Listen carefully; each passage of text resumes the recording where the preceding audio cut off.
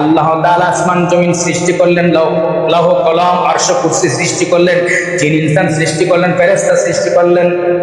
সমস্ত কিছু যখন সৃষ্টি করবে, সমস্ত কিছু সৃষ্টির পূর্বে আমার নবীজি হাদিসে মুবারাকার মধ্যে বলেন, হযরত জাবের প্রশ্ন করলেন, ইয়া রাসূলুল্লাহ, হাবিবাল্লাহ, নবী গো, আল্লাহ রাব্বুল আলামিন সর্বপ্রথম কি বানাইলেন, কি সৃষ্টি করলেন?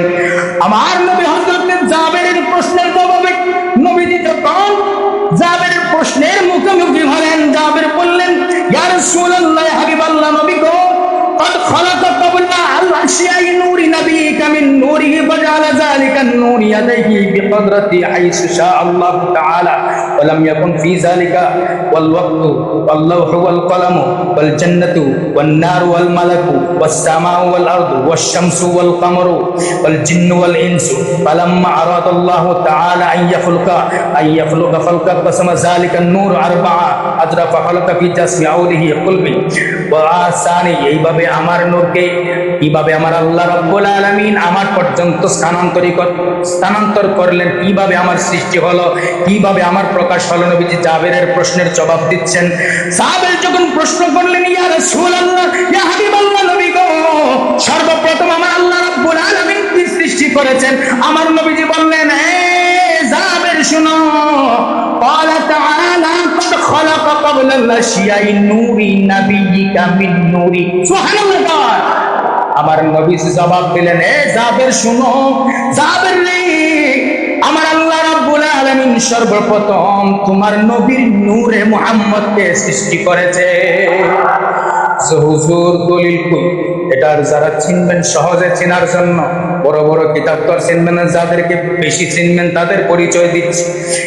মাদারিজুন নবুওয়াত যে জালালউদ্দিন সৈয়দী রহমাতুল্লাহ আলাইহি লিখেছেন, সেই মাদারিজুন নবুওয়াতের প্রথম খণ্ডের 309 নম্বর পৃষ্ঠার মধ্যে ইমাম জালালউদ্দিন সৈয়দী এই হাদিসটা এনেছেন।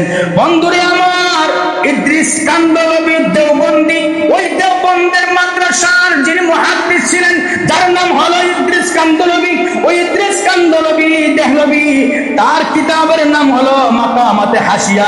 1 নম্বর পৃষ্ঠার ভিতরে আলী ইবনে বুরহান তার কিতাবের নাম হলো সিরাতে হালবিয়া।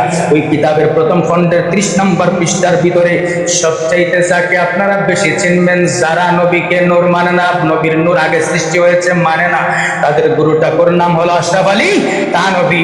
ওই আশরাফ আলী থানভীর লিখিত কিতাবের নাম হলো নশরদ্বীপ। ওই নশরদ্বীপ কিতাবের 917 নম্বর পৃষ্ঠার ভিতরে আশরাফ আলী থানভী এই জাবেরের এই হাদিস এনে আমার নবীজির নূরে মুহাম্মদ আল্লাহ সর্বপ্রথম সৃষ্টি করেছেন, তাদের পথের ইমাম আশরাফ আলী থানভী দলিল দিয়েছেন। সুবহানাল্লাহ। কিতাবের নাম, পৃষ্ঠা নাম্বার সহ বলুন। বন্ধুরে আমার, আবার নবীর প্রশ্নের জবাব, নবীজি জাবেরকে এইভাবে প্রশ্নের জবাব দিতে লাগলেন, হে জাবের শোনো, তোমার নবীর নূরে মুহাম্মদকে সৃষ্টি করার পরে আমার আল্লাহ রাব্বুল আলামিন ওই নূরকে আল্লাহ সুযোগ দিলেন, যেখানে ইচ্ছা সেখানে ভ্রমণ করার জন্য আমার আল্লাহ সুযোগ করে দিলেন।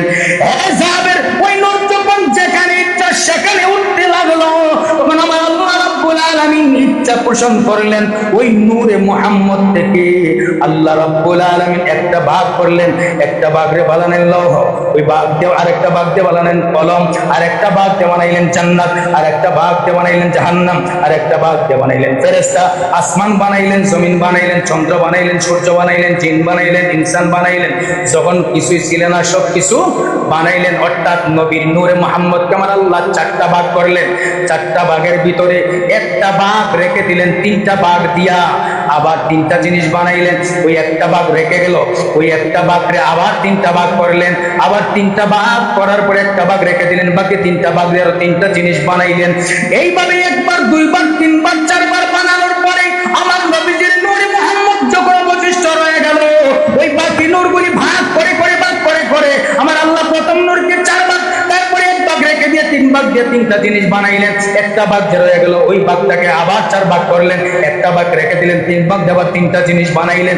এইভাবে সবকিছু যখন একের পর এক আল্লাহ রাব্বুল আলামিন লৌহ কলম, জান্নাত, জাহান্নাম, দুজক, ফেরেশতা, আসমান জমিন, চন্দ্র সূর্য, জিন ইনসান, মানব দানব, যখন সবকিছু বানানো শেষ, সব কিছু বানানো শেষ করার পরে আমার আল্লাহ রাব্বুল আলামিন ইচ্ছা পোষণ করলেন যে আমার আল্লাহ রাব্বুল আলামিন তখন ওই নূরকে 4 ভাগে ভাগ করে প্রথম ভাগ এইভাবে বানাইয়ে সর্বশেষ যখন আমার আল্লাহ ওই নূরে মুহাম্মদ রেখে দিলেন, ওই নূরে মুহাম্মদ আদমের কপাল হয়ে, ওই নূরে মুহাম্মদ আদমের কপাল হয়ে স্থানান্তরিত হয়ে, শেষের কপাল হয়ে স্থানান্তরিত হয়ে খাজা আব্দুল্লাহর কপাল পর্যন্ত আসলো। খাজা আব্দুল্লাহর কপাল পর্যন্ত আসলো।